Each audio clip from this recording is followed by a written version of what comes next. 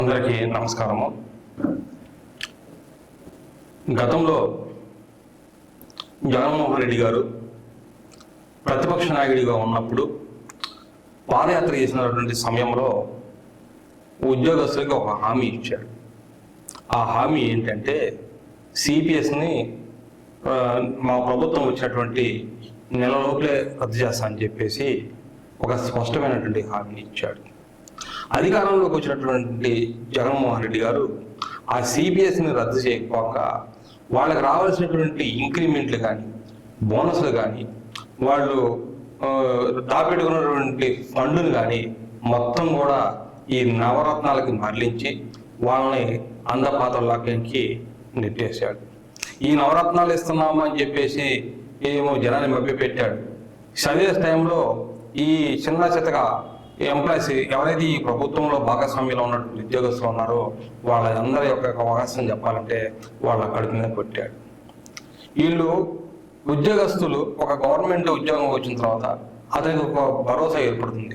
నాకు ఎంత శాలరీ వస్తుంది, ఈ శాలరీలో నా కుటుంబానికి ఎంత ఖర్చు పెట్టుకోవాలి, ఎంత దాపెట్టుకోవాలి, రేపు భవిష్యత్తు పిల్లల యొక్క చదువులు కానీ లేదా వాళ్ళ భవిష్యత్తు కానీ సమ్యక్స్ ఒక కారణాల వల్ల వాళ్ళు దాపెట్టుకున్నటువంటి ఈ ప్రావిడెంట్ ఫండ్ కూడా నవరత్నాలు రూపొందించాడు.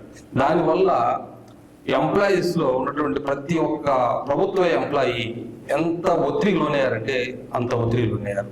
మేము ప్రజల్లో తిరుగుతున్నటువంటి క్రమంలో కొంతమంది ప్రభుత్వ ఉద్యోగస్తులు చర్చించుకున్నట్టే మా కారణం ఏంటంటే అసలు ఎప్పుడు మాకు జీతాలు వస్తే అర్థం కావట్లేదు.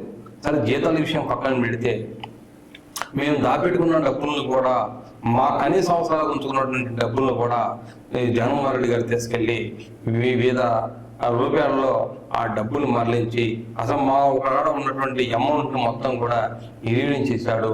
ఇలా అయితే ఎట్లా అని చెప్పేసి వాళ్ళు మా దగ్గర వాపోయినటువంటి సందర్భాలు ఎన్నో ఉన్నాయి. జగన్మోహన్ రెడ్డి గారు అధికారంలోకి వచ్చిన తర్వాత ఈ ఉద్యోగ సంఘం నేతలు వెళ్తే ఒక్కసారి అపాయింట్మెంట్ ఇచ్చి తర్వాత వాళ్ళకి అపాయింట్మెంట్ కూడా ఇవ్వనటువంటి పరిస్థితుల్ని మనం చూసినాం.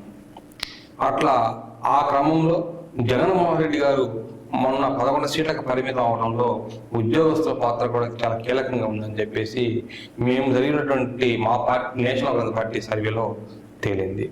ఇక నుంచైనా అటువంటి చారిత్రక తప్పిదాలు జరగకుండా ఇప్పుడు వచ్చినటువంటి ఎన్డీఏ కూటమి ప్రభుత్వం సరే ఉద్యోగస్తులకు పూర్తి భద్రత కల్పించాలని నేషనల్ కాంగ్రెస్ పార్టీ తరఫున కోరుతున్నాం. ఎందుకంటే ఈ ప్రభుత్వ ఉద్యోగులు కూడా ప్రభుత్వంలో భాగస్వామ్యమే. మనిషి పుట్టిన దగ్గర నుంచి గిట్టిన వరకు ప్రతి ఒక్క సర్టిఫికేటు గవర్నమెంట్ ఇష్యూ చేస్తుంది. ఆ ఇష్యూ చేసేటటువంటి వాటిలో చిన్న స్థాయి అటెండర్ దగ్గర నుంచి పై స్థాయి అధికారి వరకు మొత్తం ప్రభుత్వ ఉద్యోగస్తులు. ఈ ప్రభుత్వ ఉద్యోగస్తులు కూడా ప్రభుత్వంలో భాగస్వామ్యులే కనుక వారి యొక్క కనీస అవసరాలను తీర్చాల్సినటువంటి బాధ్యత ఈ యొక్క ఎన్డీఏ ప్రభుత్వము పై ఉందని చెప్పేసి నేషనల్ కాంగ్రెస్ పార్టీ అధినేతగా నేను కూడా భావిస్తూ ఈ యొక్క రాష్ట్ర ప్రభుత్వానికి నేను ఈ సూచన అయితే చేస్తున్నాను.